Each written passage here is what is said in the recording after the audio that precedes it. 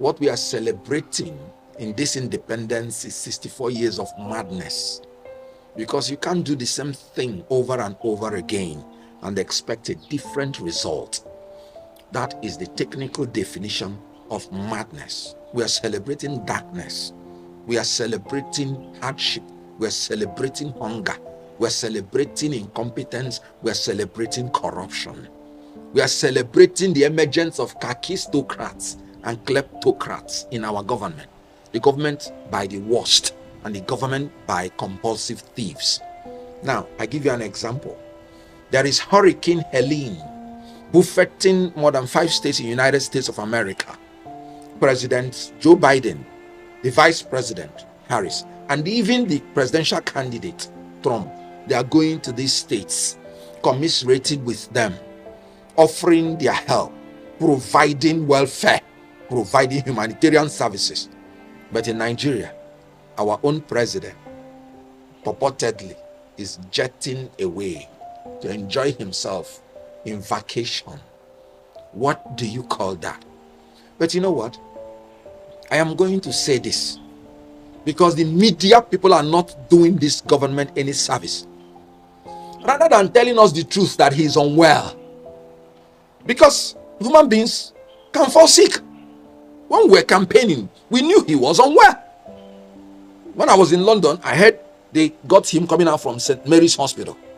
Rather than telling the people the truth that he has gone on medical vacation, that he is unwell and has gone to examine himself in a hospital, so that at least you don't portray him as being insensitive, so that you don't portray him as enjoying while Nigeria is burning.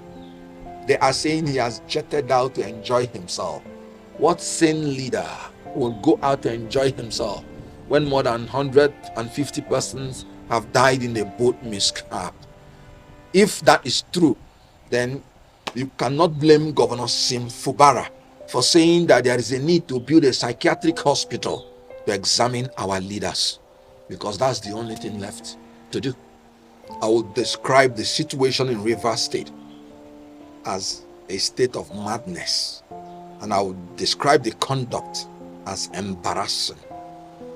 First and foremost, that a PDP will sabotage the government of PDP in Rivers State by purporting they are not going to partake in the election, in the local government election in Rivers State, tells you that PDP now, as presently constituted, is a party of abnormality, and that APC's government cannot do the right thing to encourage Rivers State to conduct its local government election, tells you that APC party, as presently constituted, is an apology. So these two parties have become unapologetically abnormal, and that is what is happening to the Nigerian state. Nigeria has become a nation that is unapologetically abnormal because of the influence of this PDAPC. I said it before that these two parties, they are the two heads of a monster, and we can see what is going on. Let us come into the issue of local government election. First and foremost, if you recall, the last regime of the local government in Rivers State, when their tenure ended, they wanted to extend their tenure through the instrumentality of the House of Assembly. And I was in support that it was illegal. And Governor Fubara wanted to use a caretaker committee to replace them. I was one of the lawyers that said this is illegal, and that I do not support Governor Fubara to do that.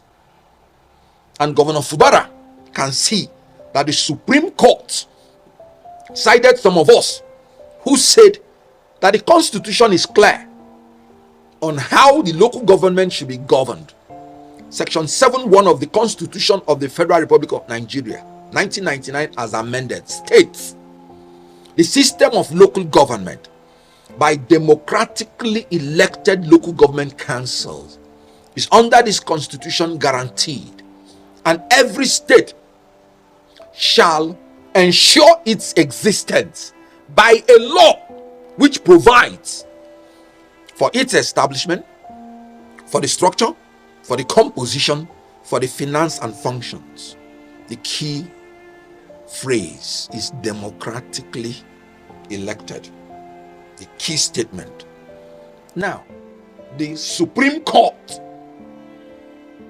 that gave judgment based on the case that Tinubu took to court through his Attorney General gave a judgment that no local government in Nigeria should be governed again by caretaker committee, and that elections must hold. And they put a punishment that any local government that does not comply, the allocation to that local government should be withdrawn. And after consultation, 90 days was agreed on. So 90 days from that judgment, not only that it is illegal, unlawful, but it attracts punishment that can make a local government and a state unviable. And Fubara marshaled out the state, the Rivers State Independent Electoral Commission, to organize the local government election in accordance with the Supreme Court judgment, in accordance with the provision of Section 7. And then you're telling me that some politicians who are enemies of progress, enemies of Rivers State, enemies of Rivers people, are parading the judgment of a lower court to say you will frustrate the judgment of the Supreme Court. That is judicial recklessness. Let me give you an example. In the United States, the DOJ was prosecuting Donald Trump, a former president, for interrupting and trying to overthrow the election. The president went to Supreme Court, and Supreme Court gave judgment that he has some immunities. Immediately the Supreme Court gave judgment, whether you like it or not. The whole system, the whole persons and authorities in the United States now started doing everything, including the DOJ, to make sure they conform with the Supreme Court judgment. Whenever the Supreme Court gives judgment, the only duty of lower courts, the only duty of any person or any authority in Nigeria is to ensure that the Supreme Court judgment is enforced. So the courts ought to be giving orders of mandamus, compelling every party that is involved in election of Rivers State, which include INEC, because INEC must give the register to the Rivers State Independent Electoral Commission, which includes the RESC, that is Rivers State Independent Electoral Commission, which include the police, any person or any authority. What they should do or ought to have done is that they must do everything the law said they must do to comply with the order of the Supreme Court, which is that local government election must be held in Rivers State within 90 days. And so the IG of police, going against the judgment of Supreme Court because he's parading the judgment of a high court, is a blasphemy. Now, let me give an example. If the IGP of police gives an order and a police corporal disobeys it, and the IG summons the police corporal, and the police corporal stands in front of him and says, "Yes, sir, I disobeyed it because immediately you finished giving the order, the commissioner of police in my state gave a contrary order, and I decided to obey the order of the commissioner of police instead of your order." What do you think the IG should do to the policeman? Sack him. But that policeman, the corporal, has done exactly what the IG is doing. IG is purportedly saying he has an order of a high court when the Supreme Court has given an order, and he's saying he has decided to obey the order of the high court instead of that of the Supreme Court. And what does that mean? The IGP should be fired. You know why? By going to Rivers State, I'll tell you the laws he has breached. He has breached the policy of Tinubu's government, which is that every local government must hold election within 90 days. And IGP is there to frustrate the holding of the election. So he's even working against the policy of Tinubu's administration. It wasn't me that went to court. It was the Attorney General of the Federation on behalf of the Federation and on behalf of the President, who is in charge of the executive powers of the Federation. So the IGP is working against the policy of this government. 2, IGP went to Rivers State. He was standing on the land of Rivers State, not on federal land. He was standing on state agencies' land, not on federal agencies' land. The Land Use Act, Section 1, said every land in a state, every land comprised in a state, is vested in the governor of the state. And the state is holding it. And the state governor is holding it in trust for the people. Which law gives the IGP the right to go and stand on a state land in front of a state agency? Because the only exception is if the land is federal government land or federal agency, to give orders to a state governor. No, it is the state governor that should give orders to the IGP, because he is the chief security officer of the state. I don't know where the IGP got that power, but let me tell the IGP, unknowing to him, he has committed a judicial coup. The constitution is very clear. In section 1, subsection 2, he said, the government of Nigeria shall not be governed, nor shall any person or group of persons take over the control of the government of Nigeria or any part thereof in any manner except in accordance with the constitution. The constitution has already decreed that the system of local government by democratically elected local government councils is guaranteed under the constitution. So if the IGP went to Rivers State in the negation of this provision, then he has become an accomplice to trying to assist people, to give them the power, using the instrumentality of the state, to make Rivers State to be governed or a part of it by people not in accordance with the constitution. So the IGP is now an accomplice to trying to commit judicial coup. And let me tell you, section 84, subsection 15 of the Electoral Act is very clear that nothing in this section or in the whole Electoral Act shall empower a court to stop the primary election or general election pending the determination of any suit. So where will the courts get the power to want to frustrate the election, local government election in Rivers State? You know what they want to do? They want to make the government of Governor Fubara unviable. They want to make sure that the local government people in Rivers State and their people do not get their share, so that they will make it that he will have political problems with his people. And unfortunately, the IG of police is lending his voice to support this illegality and unlawfulness. Let me tell you, by IGP of police withdrawing the security from Rivers State, anybody that dies or is killed in that election because of that withdrawal, that will be a murder case against the IGP of police. I give you an example. Why is God holding David responsible for the death of Uriah? Did David physically kill Uriah after committing adultery with the wife of Uriah? What David did was, David set him up and he told his army, set this man up in front of battle, and when he's in front of battle, withdraw from him so that he will be killed. Who did God hold responsible for the murder of Uriah?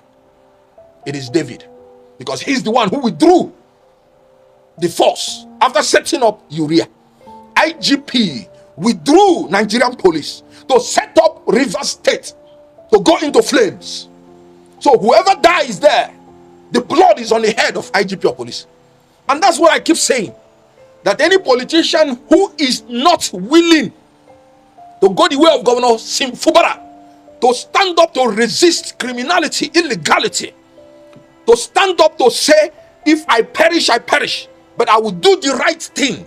I will stand for democracy, stand for rule of law, stand for my people, because they voted for me. Any politician who is not ready for that resistance and protest should step aside. What Governor Sim Fubara is doing is absolutely correct. He's resisting intimidation, manipulation. He's resisting people who want to take over River State and the local government in a manner that the Constitution has not decreed. The same people that were shouting that Governor Fubara was governing River State with caretaker committee are the same people that want to frustrate the election.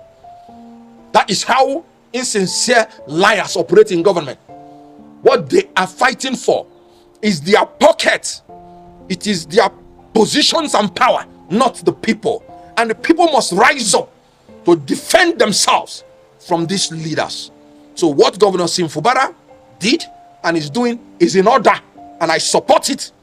What the IGP of police has done is illegal, is ungodly, is criminal. He should apologize to the people of River State, and he must make sure that not even one hair of anybody in River State falls to the ground, because the law is clear. The police is there to maintain law and order. So the police cannot withdraw in any circumstance from any situation that could cause chaos. The police cannot dabble into political issues. IGP is dabbling into political issues. He must withdraw from it, and he must make sure that the orders are maintained in River State. And the chief security officer in River State is Governor Sim Fubara, and his orders should be maintained. And any lawyer, any judge, any court that is not upholding the rule of law should be held responsible and accountable. I've said it that when it comes to electoral jurisprudence, our judges have not lived above board. Let me make it clear that I am embarrassed that a lower court can go against the decision of the Supreme Court, and even in a manner that I believe that Supreme Court is even right. So you can't even be talking about judicial activism, because, okay, let me give you an example. Can you imagine if the 4 years term of this regime is coming to an end, and a court gives an order that the election will not hold, and then I hope the IG of police will remember to go and take the order and say he's stopping people from going to vote on that day, because electoral bodies are meant to be independent, and the law is that they should not receive any direction or control from anybody. So a court giving an order that election will not hold in River State, knowing it will constitute constitutional crisis, knowing it will deny River State from even its allocation from the federal government, that judge has not upheld the tenets of justice and rule of law. As a lawyer, I cannot support that by any iota of imagination, because the whole idea of interpretation of constitution is to give value to it, not to destroy it. Do you know, in law, if you have a motion, for instance, seeking to destroy the rest, and there is a motion seeking to preserve the rest, even that motion seeking to preserve the rest, even if it came last, it will be treated first. That's the position of the law. Then you have people saying there is a judgment to destroy the rights of the Rivers people to vote, and they are saying there is another judgment that says go and vote, and you're telling me which one will I choose, when there is a superior judgment of the Supreme Court that has settled the matter? Why would they even dabble into it? And they will say the facts are different. What do they mean by that? That is judicial trickishness. That's judicial craftiness and cunning. The whole idea is hold election within 90 days. And the duty of every person and every authority in Nigeria is to ensure that the order of the Supreme Court and the provisions of the Constitution is obeyed. And so the judges, whoever partook in that, should be disciplined. That's my opinion. And if you recall, even the law that says 1993 election should hold, if you recall, that law ousted the jurisdiction of the court to give any order to stop it. just as it is in our laws today. And yet a judge went ahead because some military boys did not want the election again. They wrote the law and they used the instrumentality of the court to want to destroy the election. But something happened. The NEC then, under Professor Nwosu, refused, and they went ahead to conduct the election. And the election was conducted and a winner emerged. Then the same military boys went and forcefully stopped the announcing of the result, still wanting to use the court. And this is where Humphrey Nwosu lost it. He would have proceeded to complete the announcement and announce the result. Why run away and chicken out? And many years after, even after when the man had died, you're coming to say you are announcing he won. No. If you want to do the right thing no matter the consequences. If you don't want to do the right thing, keep quiet and keep quiet forever. That's why when people want to marry, they will say, if you know anything that wants to stop these people to marry, come and talk, or forever remain silent. From now onwards in Nigeria, if you're given a duty, do it. Whoever wants to stop you, say no. Go ahead and do it. That's the only way we can be saved from this crop of leaders. They don't have conscience, they don't respect the rules, and they want to corrupt everybody. So please, if Nwosu refused to obey the injunction not to conduct the election and proceeded to conduct the election and started announcing the result, he wouldn't have succumbed to the blackmail of the military boys then. He would have proceeded to complete the announcement and announce the winner and finish his job. And whatever happens to him, he would have known he has done his job. That is what Fubara is doing. He said, if you shoot me, go ahead. You will go down in history as the most wicked and callous IGP that killed Fubara. When you want to take over the leadership of your place, or you want to represent your people, what were you thinking? You think leadership is a common case? No. Esther said, if I perish, I perish. Whenever you are in leadership, look at what happened to Donald Trump. In America, where security is everywhere, yet 2 times now they wanted to kill him. Every profession has its own risk. If you're not willing to take the risk that is attached to any profession, step aside so that people who are given that mind by God will go ahead and serve God in that capacity. If you're an actor and an actress and you say you're not going to hug babes and you're not going to kiss them, step aside. Because that's what the job is. Don't come and say you're a born again Christian. That's what the job entails. For a politician, and you can't stand for your people that voted for you, and because you don't want to die, step aside, because that's what the job entails. Any politician that is not behaving like Fubara, who will resist and protest when his rights are trampled upon, knowing that our judicial system, knowing that our electoral system have failed us, that any politician who will not stand his ground, no matter the risk to his person, I said I will not speak for that politician again, and I maintain it. And you can see what is happening, because we can't go forward. We calm down. If Fubara has been saying calm down, do you know where Rivers State would have been? He said he's ready for them. He's fully prepared. The election must go on. The election must hold. Winners must be declared. They will be sworn in. And whatever is going to happen, let it happen. I am looking for leaders who would say nobody will rig my election, and if you rig my election, I will fight. Nigerians, come out and fight. If they kill anybody, let them kill all of us. Oh yes, and thank God I'm seeing it happen. What Fubara did, was he advocating for violence? Was he advocating that the law should be broken? No. He was advocating for his right. That's my opinion. That's my advocacy. We must advocate for our right and stand by it. I did not disqualify anybody. I don't have that right. I said I am not going to speak for anybody going forward except this person meets this criteria. In any case, we have finished 2023 election. It's over. 2027 election has not come. So anybody who is saying betrayer, what am I betraying? There is nothing on ground. When I was a spokesman in 2023, I did my job creditably well, and we convinced Nigerians on what we believe is right.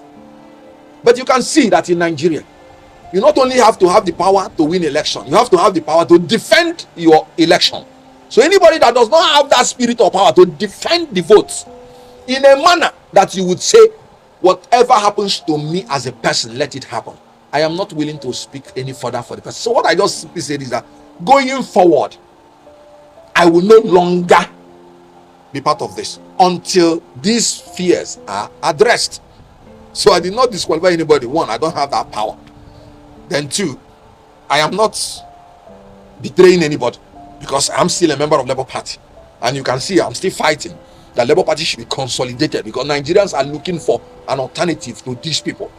But if you want to fight these people who are compulsive thieves and who are the worst amongst us, leading us, according to Senator Ndume, who is part of them, then you have to grow higher and be more aggressive than calm down.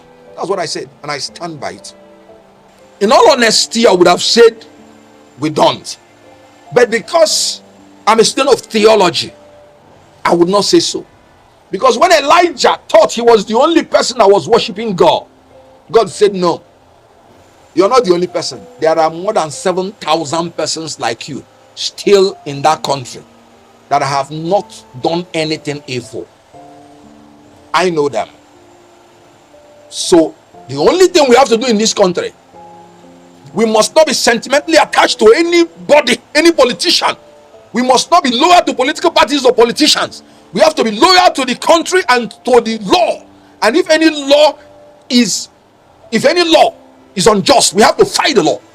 If anybody is doing anything illegal, no matter who the person is, we have to fight the person.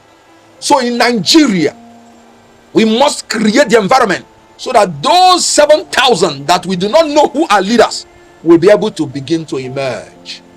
If the good ones keep quiet, they will never emerge.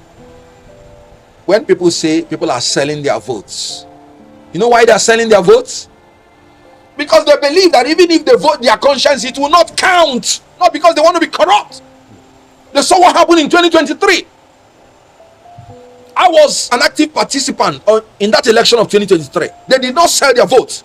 But after, it did not count.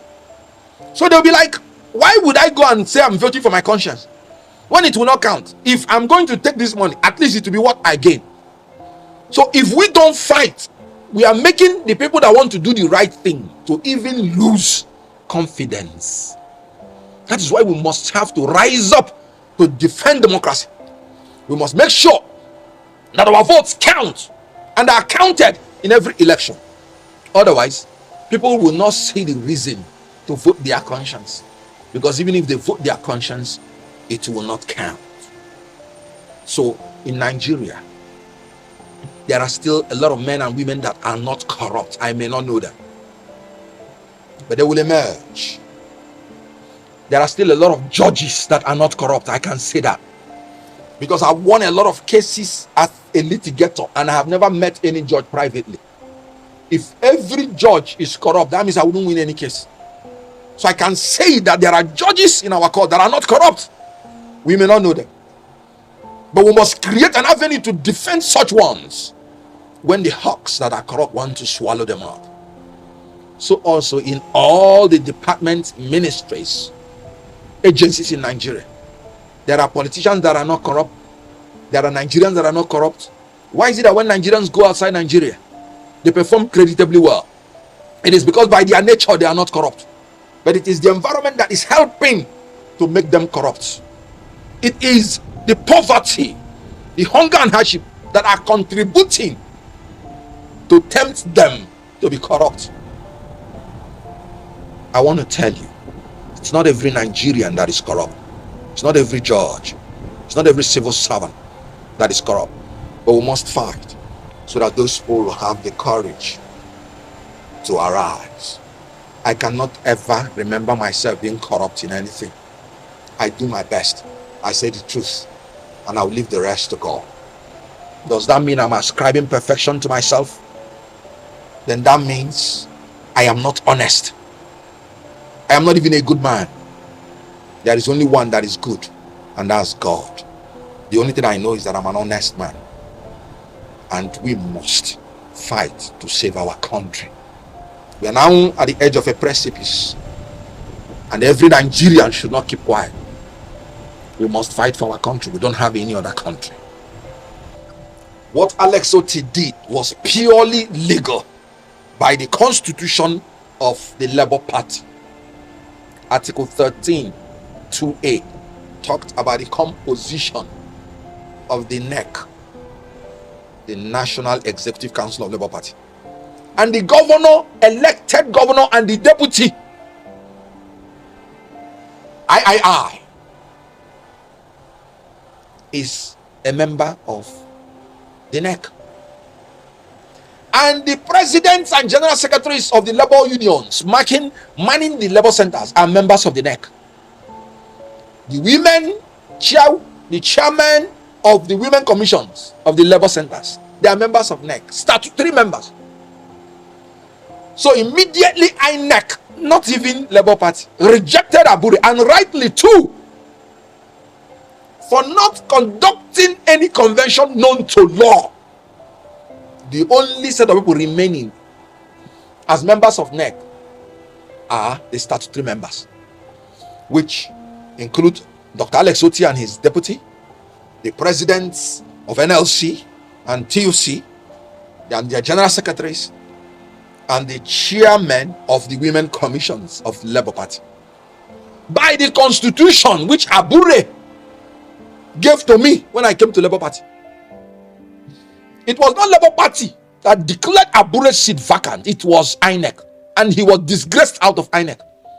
And Labour Party has always insisted that there will be a party of rule of law, because Article 8C is very clear that the aim and objective of Labour Party is to create a new Nigerian personality that is altruistic, that is patriotic, and that is committed to rule of law and due process in all spheres of our national life. And so that's why we're fighting, and I will continue to fight that the right thing should be done. Abure did not conduct any convention. Can you imagine? I said I was not even aware that a convention was going on. And do you know what? They missed the point. At least INEC has a bragging right now that it is more honest than some group of people in Nigeria. INEC can now claim that at least it is more honest than the Abure-led, expired Abure-led NWC of Labour Party.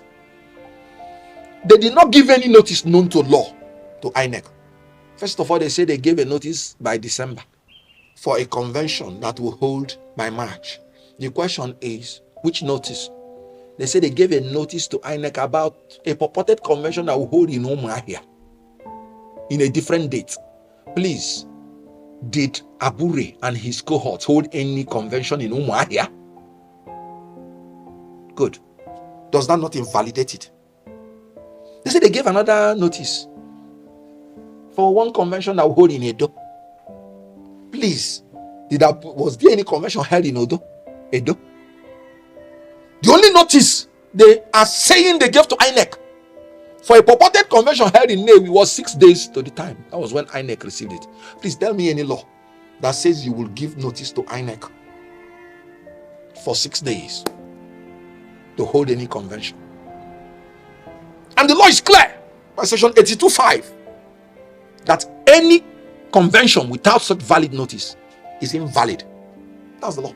Apart from that, it's an insult to INEC that you're giving INEC 5 notices for a convention, and all of them are speaking of different things.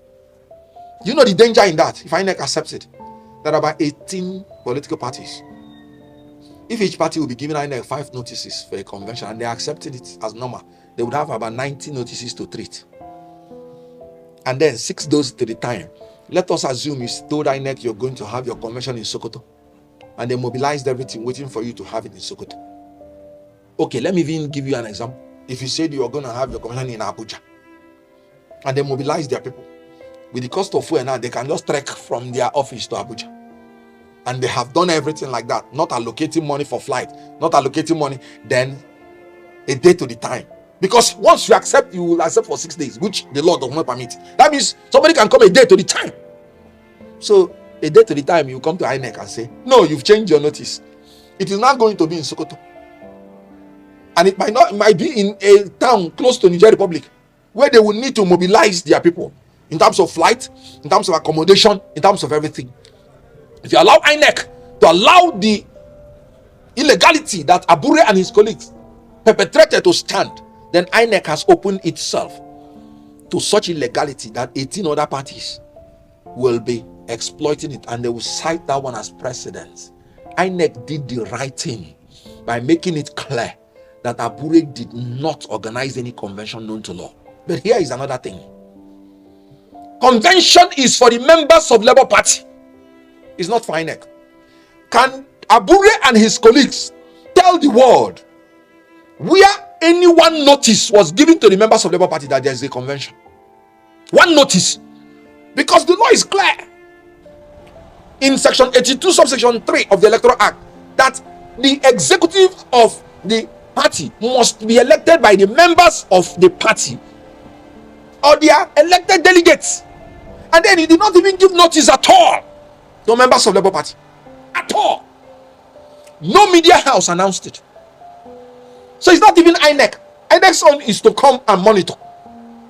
But the people that ought to be the ones to conduct convention, to vote in the convention, are the members of the party or the elected delegates. Nothing like that happened.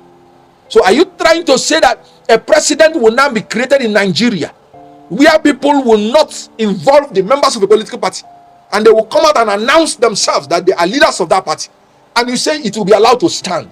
That's another madness. Abure had an agreement with all the stakeholders that he was going to organize an all-inclusive convention. He did not do it. The law says that he should step aside because his regime is over. The members of the Labour Party did not vote. Will it surprise you to note the Labour Party does not have any executive at any level? Not at ward level, not at local government level, not at state level, not at the national level. And somebody is claiming to be the national chairman, and he has been there for years. If you're a member of that party, if you're supporting such a person, are you not insane? Whoever is supporting Abure and his cohorts, that person is insane. Governor Fubara's psychiatric hospital should be recommended for that person. No, how can you come and you're supporting an executive that did not even say you're a human being, that did not even invite you? Have you ever seen a national convention where none of the posts, none was contested? None. In the so-called convention, no position was contested for. Can you imagine? The national chairman seat, nobody contested for it. The journalists were not allowed to come in to see people voting. Do you call that convention? There was no convention at all in the eyes of the law. And INEC simply said, there was no convention. We don't have any report. We were not invited in a manner known to law. And members of the Labour Party, including me, he said, I was not aware. I saw it on the social media. And it is true. And I was a spokesperson. No, will I be telling myself the truth if I ever support such a convention? What mouth will I use to condemn another political party? At least the difference is that in the Labour Party we are fighting. And we will win. Because the victory of good over evil is settled. So in Labour Party, what Alex Oti did, and that appointment of Nnamdi Usman and Darlington Okocha, is purely according to the constitution of Labour Party. Because when the NWC expired and INEC accepted it, then the legitimate members of the NEC, which are 33 members, met as NEC, and the Labour Party constitution gave them the right to appoint the executives of the NWC in between conventions.